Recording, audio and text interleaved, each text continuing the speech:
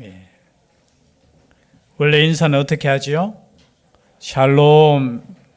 그럼 다시 한번 인사 나눠볼까요? 샬롬.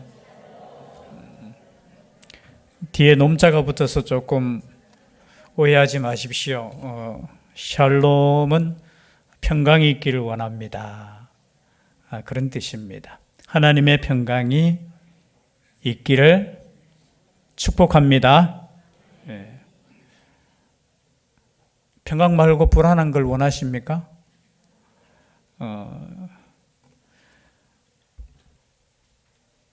참 새생명 축제, 그것도 부활절, 예수 그리스도께서 우리 죄를 위해서 죽으시고 부활하신 날을 우리가 기억하고 감사하는 날입니다.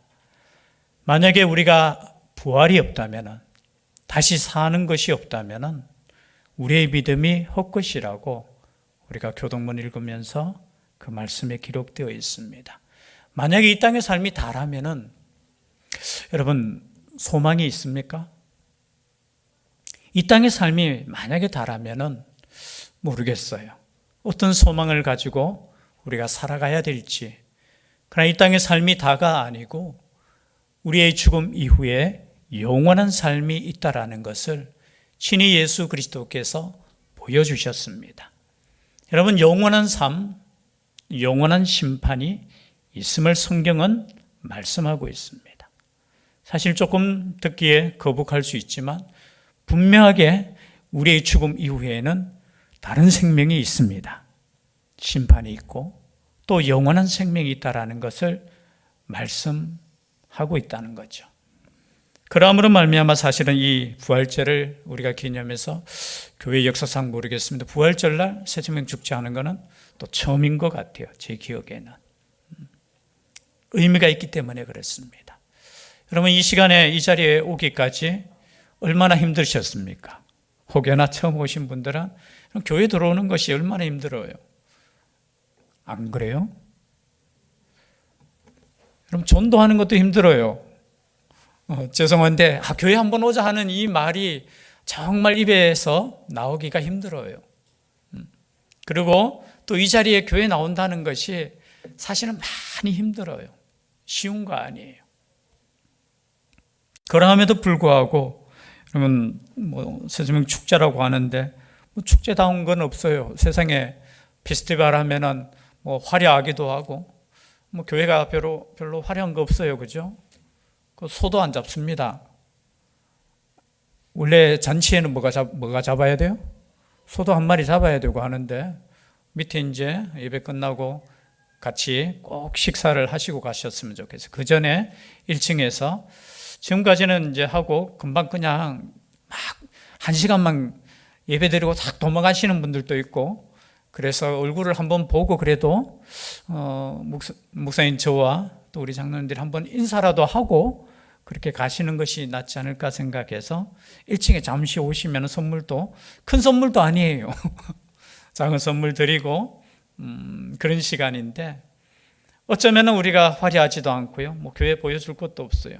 여러분의 목사도 그렇게 잘난 거 아니잖아요. 유명하지도 않고요. 그러나 우리가 힘들게 이렇게 초청하고 이렇게 하는 이유는 다른 거 아닙니다. 소개하시고 싶은 분이 있어요. 예수님, 하나님. 보여줄 건 없어요.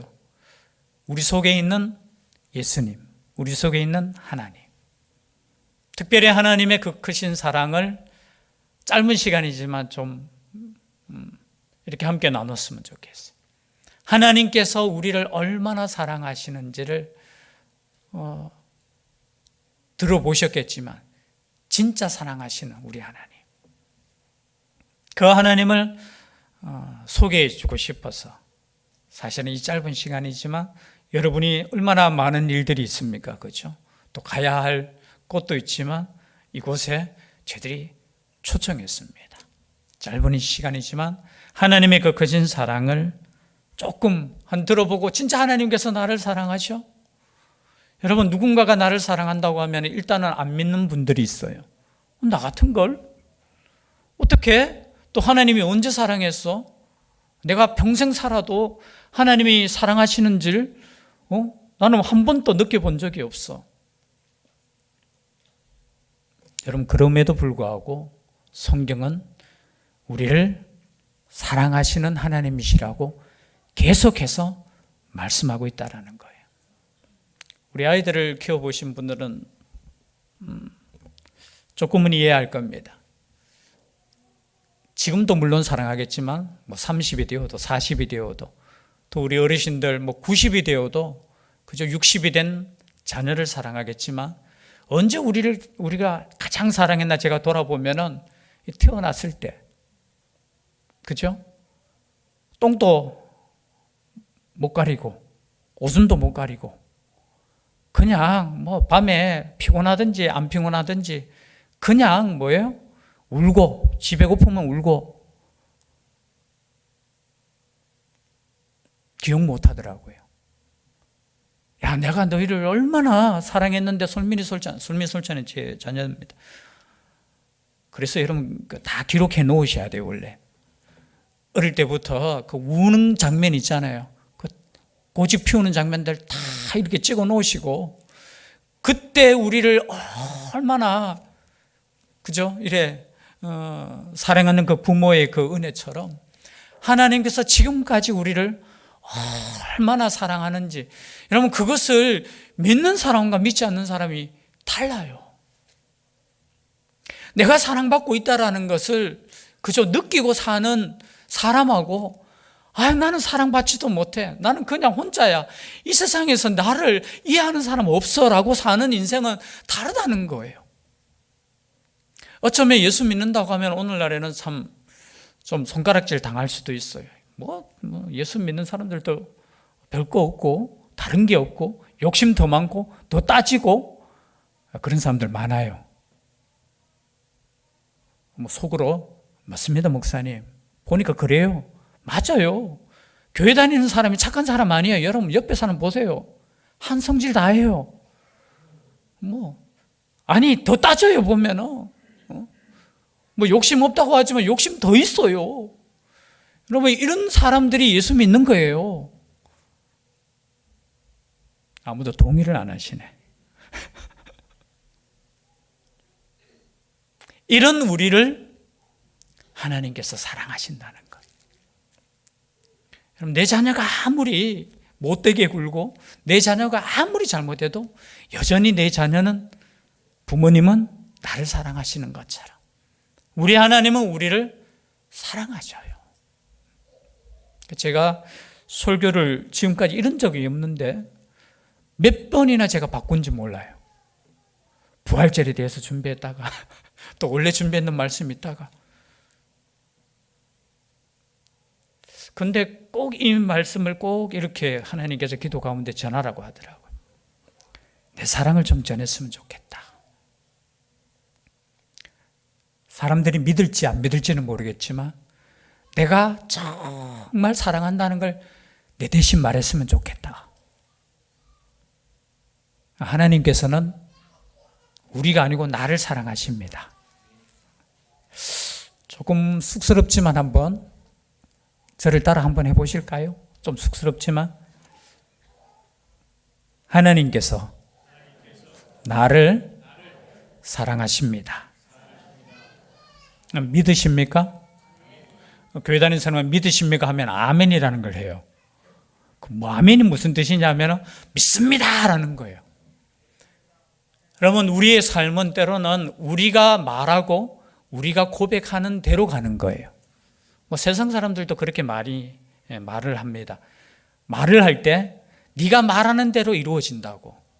근데 진짜 예수님 믿는 사람 말씀에 그렇게 나와 있어요. 민수기에 보면은 네가 나에게 들린 대로, 네가 말한 대로 내가 그대로 이루어 주겠다고 하셨어요. 그래서 여러분, 우리의 삶에 있어서 오늘 제가 본문으로 이렇게 넘어가면요, 참 부활절하고는 별로 상관이 없는 이 말씀인데 저에게 주시는 말씀이 뭐냐, 예수님 믿고 하나님 믿는 사람은 이러한 삶을 살 수 있다라는 거예요. 어떠한 삶입니까? 오늘 읽었던 말씀처럼 주 안에서 항상 기뻐할 수 있다는 거예요. 주 안에서 항상 기뻐하라. 내가 다시 말하노니 기뻐하라. 좀 듣기에 좀 거북해요. 아니 뭘 기뻐할 게 있습니까? 아니 기뻐하라고 한다고 해서 우리가 기쁨이 넘칩니까? 아니 내 기분을, 내 마음을 어떻게 내가 기뻐한다고 기뻐할 수 있습니까? 그렇게 될 수 있습니다. 우리는 이렇게 생각합니다. 아니 기쁜 일이 있어야지 기쁘지요. 아니 적어도 나에게 뭔가 소원이 있는데 이 소원이 이루어져야지 그것이 나의 기쁨이 되는 거 아닙니까? 그러나 여러분, 예수 믿는 사람, 오늘 말씀처럼 주 안에 있는 사람, 예수님을 믿는 사람은 항상 기뻐할 수 있습니다. 왜냐하면요, 나에게 영원한 생명이 있기 때문에 그렇다는 거예요. 여러분, 부활을 믿는 사람은 단순히 예수님의 부활을 믿는 것이 아니라 나의 부활도 믿는다는 겁니다. 참 얘가 좀 안 맞는 애지만요, 내가 죽을 병에 걸렸다고 생각해 보십시오. 죽을 병에 걸린 사람은 가장 기쁜 소식이 뭐겠습니까? 내가 치료받았다는 거예요. 아픈 사람은 이해할 겁니다. 내가 죽을 병에 걸렸는데 치료함을 받은 소식보다 기쁜 소식이 어디 있겠습니까? 여러분, 우리는 원래 죽어야 돼요. 그리고 죽는 것뿐만이 아니라 죽음 뒤에도 영원한 심판을 받아요. 왜냐하면 성경에는 하나님의 말씀이기 때문에 거짓말이 아니에요. 심판이 있다라는 거예요. 너희들이 죄인이라는 거예요. 죄인이라고 하면 또 기분 나쁘겠죠. 그러나 우리는 모두 죄인이에요. 그런데 그 죄에서 우리가 구원함을 받고 영원한 생명을 얻었다는 이 기쁜 소식을 믿는 사람은 이거보다 더 기쁜 소식이 어디 있겠습니까? 근데 사람은 그래요. 아플 때는 요 아픈 것만 나으면은 내가, 정말, 특히 우리 남자들 그렇잖아요. 군대 들어갈 때, 군대 제대만 하면은 내가 세상에 나가서 무슨 일을 못 하겠나? 아니에요. 여러분, 세상의 기쁨은 잠시예요. 여러분, 직장을 위해서 기도하는 사람이 직장에 들어갔어요. 들어갈 때 기쁩니까? 안 기쁩니까? 너무 기뻐요. 근데 조금 있어 보십시오. 한 달만 지나면, 정말 이놈의 회사, 불평이 나오고요, 원망이 나오고요, 여러 가지, 그뿐이겠습니까? 대학을 소원을 두고 열심히 공부해서 합격만 하면 이런 생각으로 열심히 공부해서 합격할 때 그 기쁨, 여러분 얼마나 기쁩니까? 근데 들어가 보세요. 갈등이에요. 내가 이 학교를 다녀야 되나 말아야 되나? 더 공부해야 되나? 그뿐만이 아니죠. 여러분, 또 기쁨 어디 있습니까? 어떤 기쁨이 있어요? 집을 샀어요. 집을 사서 이사할 때 기쁩니까? 안 기쁩니까? 안 기뻐요? 근데 그 기쁨도 얼마 못 가요. 한 달만 지나보세요. 왜 우리 집은 이렇고 저 집은 저렇고, 왜 문은 이렇고. 여러분, 우리 땅에 살아가면서 영원한 기쁨은 없어요. 그래서 지혜 있는 사람은 모든 것이 감사하고 기쁘다라는 거예요. 그래서 주님을 믿는 사람은 어떻게 해요? 주님을 믿는 사람은 어떻게? 항상 기뻐하라. 여러분, 그래서 예수 믿는 사람은 항상 기뻐할 수밖에 없다라는 거예요. 여러분, 이런 기쁨이 있기를 주의 이름으로 축복합니다. 세상의 기쁨은 영원한 기쁨이 될 수 없어요. 오직 예수 그리스도를 믿음 안에서 우리가 영원한 기쁨, 이 말씀을 읽을 때마다 좀 그렇게 생각하시는 분들 분명하게 있을 겁니다. 주 안에서 항상 기뻐하라. 기뻐할 것도 없는데. 그럼 제가 대신 이렇게 말씀드리면 좀 그럴까요? 주 안에서 항상 슬퍼하라. 내가 다시 말하노니 슬퍼하십시오. 기분 좋습니까? 우리 하나님께서는 우리가 기쁨으로 살기를 원하셔요. 막 화나고 슬퍼하고. 그래서 항상 기뻐하라는 이 말씀은 우리에게 주시는 명령인 동시에 이 기쁨을 통해서 또 다른 사람에게 기쁨을 나눠줄 수 있는 거예요. 제가 제일 싫어하는 사람이 있어요. 싫어한다고 목사님이 싫어하면 안 되죠. 인상 쓰는 사람 제일 싫어요. 근데 가만히 보면 집에서 제일 인상 쓰고 있는 사람이 누구냐 보니까 저예요. 저는 세상에서 가장 선한 일이 뭐냐, 저는 말씀을 읽으면서 그런 생각이 들어요. 항상 웃고 항상 기뻐하는 사람이 세상에서 가장 선한 사람이라는 생각이 들어요. 특히 오늘날엔 더 그럴 거예요. 여러분 옆에 사람 보면 뭐 화가 나 있잖아요. 불평하잖아요. 원망하잖아요. 그것이 누구에게 영향을 미쳐요? 옆에 있는 사람에게 영향 미쳐요. 그 사람 때문에 기쁨이 때로는 사라져요. 여러분 세상에서 가장 지혜 있는 사람은 기쁨으로 사는 인생입니다. 때로는 내가 힘들어도 여러분 한번 웃어주십시오. 나에게 기쁨이 조금 부족하더라도 여러분 주 안에서 기뻐하십시오. 우리 먼저 믿는 성도님들에게 제가 부탁드리는 겁니다. 여러분 예수님 믿는다고 해서 전도 따로 하지 마세요. 전도하면서 막 짜증내고 전도하면서 화내고 전도하면서 욕심내고 전도하면서 그러지 마세요. 그냥 전도하실 때는 그냥 그 앞에서 한번 웃어주십시오. 기뻐하십시오. 물론 그 기쁨을 보고 배아파는 사람이 있겠지만 속으로 그런 생각을 가져요. 아니 저 사람은 나보다 기뻐할 것이 없는데 기뻐하네? 나보다 즐거워할 것이 없는데 즐거워하네? 여러분 그래서 우리의 삶은 기뻐하는 삶이에요. 그래서 예수 믿는 사람, 부활을 믿는 사람, 영원한 삶을 믿는 사람은 기뻐하는 사람이에요. 그 기쁨이 여러분 우리의 가운데 있기를 바랍니다. 그런데 이 기쁨을 막 빼앗고 막 슬퍼하게 하고 뒤에 나오지만 염려하게 하고 막 그렇게 하려고 하는 무리들이 있어요. 성경에 보면 그 무리를 향해서 마귀들이라는 거예요. 귀신들이라는 거예요. 여러분 우리의 기쁨을 빼앗고 우리가 즐거워하는 것을 배아파하고 슬프게 하고 염려하게 하고 우울하게 하는 거, 여러분 그것은 영적인 거예요. 단순하게 내가 우울할 것이 있어서 우울한 것이 아니에요. 마귀가 원하는 것이 그러한 삶이기 때문에 배 아픈 거예요. 그래서 우울을 주고요, 염려를 주고요, 기쁨을 빼앗아가는 거예요. 그래서 여러분 그 기쁨을 회복할 수 있기를 바랍니다. 선포하셔요. 나는 기쁜 사람이다. 나는 기쁜 사람이다. 왜냐하면 하나님의 자녀는 기뻐하는 거예요. 여러분 생각해 보세요. 하나님의 자녀가 있는데 맨날 구석에서 울고 있어 봐요. 엄마 슬퍼. 왜 슬퍼? 지금 세상이 얼마나 슬퍼. 아니에요. 기뻐하는 게. 그리고 6절입니다. 아무것도 염려하지 말고 다만 모든 일에 기도와 간구로 너희 구할 것을 감사함으로 하나님께 아뢰라. 여러분 우리가 예수 그리스도를 믿으면 이제 부탁할 만한 일이 있으면 부탁할 수 있는 분이 있어요. 모르겠어요. 여러분 삶 속에 지금까지 아마 잘 사신 분들 있죠. 선을 행하시고 또 잘 베푸신 분들은 자기가 어려움을 당했을 때, 진짜 어려움을 당할 때 누구에겐가 부탁할 수 있는 사람 한 세 사람만 있으면 제 생각에는 정말 잘 사신 분들이에요. 누구에겐가 내 문제를 말할 수 있다라는 것 자체. 근데 여러분 생각해 보십시오. 진짜 여러분이 힘들고 어려울 때 그 문제를 내 마음속에서 가지고 정말로 이야기했을 때 그 사람이 해결해 줍니까? 단어가 좀 이상. 줘요? 모르겠어요. 작은 문제는 들어줄 수 있고 또 해결해 줄 수 있지만 사실 그렇지 못해요. 그런데 우리 하나님께서는 아무것도, 만약 염려거리가 있어 너희들 삶에, 그리고 힘든 거 있어, 그때 어떻게 하느냐?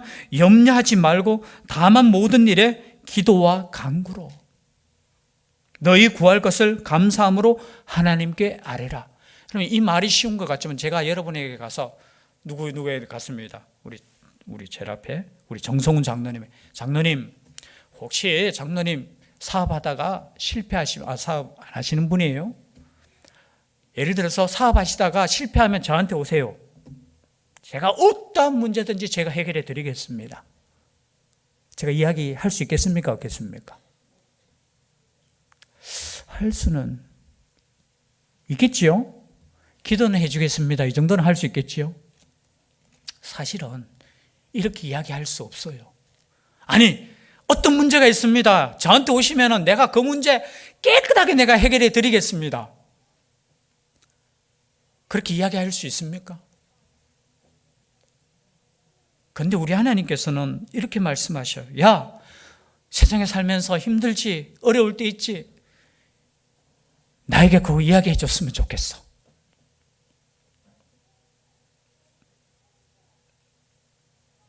염려 있지? 근심 있지? 그거 염려하지 마. 염려하지 말고 나에게 이야기해 줬으면 좋겠어. 기도와 간구는 다른 게 아니에요. 내가 힘들고 어려울 때 그 문제를 우리 하나님께 그냥 말하는 거예요. 기도는 말하는 거고, 간구는 약간은 좀 법적인 단어예요. 뭐 소송하는 것처럼, 막 그냥 제발 간청하는 것처럼. 우리 하나님께서는 그렇게 하시는 분이에요. 야, 문제 있으면은 내한테 이야기해. 내가 그 문제 해결해 줄게. 그리고 대신에 혹시 구할 것 있으면은 감사함으로 구했으면 좋겠어. 믿는 사람들 여러분, 이 말씀에 꼭 여러분 기도하실 때 원망으로 기도하지 마세요. 제가 서두에 말씀드렸지만 여러분의 말하는 그 말 한마디가 우리 하나님이 귀에 들리시잖아요. 그 귀에 들린 대로 다 이루어진다고 하셨어요. 여러분, 원망하는 대로 이루어져요. 불평하는 대로 이루어져요. 그러나 우리가 어려움이 있고 염려거리가 있고 힘듦이 있을 때일수록 어떻게 해요? 감사할 수 있는 우리의 삶이 될 수 있기를 바랍니다. 그래서 예수 믿는 사람은 힘들수록 때로는 감사가 넘치는 거예요. 그거 보고 어쩌면 예수님 안 믿는 사람, 세상 사람들은 예수 믿는 사람은 정신이 좀 이상해. 아니에요. 감사함으로 우리가 나아가는 이유는 뭐냐면 감사의 기도를 들으시는 하나님이 있기 때문에 그렇다는 거예요. 혹시 전도대회에서 지금 이 시간에 처음 나오신 분은 혹시 전도한 사람이 감사하지 않거든 그렇게 이야기하세요. 아니, 감사하라고 했는데 당신은 왜 감사하지 않느냐고. 이게 쉬운 거 아니에요, 사실은. 예수님을 먼저 믿는 우리들도 힘들 때 불평이 나와요. 원망이 나와요. 때로는 화도 막 나요. 운전하다 보면 화가 납니까, 안 납니까? 화도 나요. 막 분을 못 삼킬 때 있어요. 그러나 우리 하나님께서는 우리에게 기쁨을 주시는 하나님, 우리에게 문제가 있을 때 그 기도를 들어주시고 또 그 기도에 응답하시는 하나님, 그 하나님을 소개해주고 싶어서 어쩌면 참 힘든 거 한번 교회 나왔으면 좋겠어. 1년에 한 번이라도 나왔으면 좋겠다 하는 이유가 그거예요. 다른 거 아니에요. 나와서 이런 하나님 너도 믿고 같이 천국에 가고 같이 기쁨으로 같이 그냥 즐거움으로 우리가 이 땅 살아갔으면 좋겠다. 그런 마음이에요. 그런 마음. 제가 좀 평소보다는 조금 제가 깊이 있게는 제가 들어가지는 않았지만 그런 하나님이시 우리에게 기쁨 주시기를 원하고 또 힘들고 어려울 때 우리를 내버려 두시지 않고 함께 하기를 원하시는 그 하나님께서 우리가 초청한 것이 아니라 그 하나님께서 그 나라, 하나님의 나라에 우리를 초청하셨다는 거예요. 그 나라에 옆에 있는 사람이 초청했는 것 같지만 그 사람을 통해서 하나님께서 우리를 한 사람 한 사람 초청하셨다는 거예요.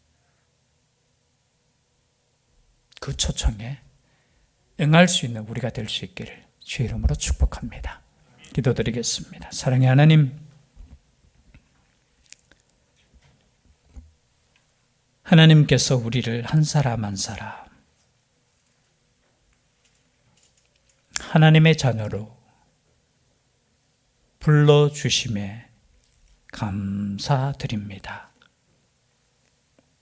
이 땅에 사는 날 동안 하나님의 그 거신 사랑을 깨닫지 못하고 나의 인생이 내 것이냐 그냥 그렇게 열심히 살아왔습니다. 그러나 나를 만드시고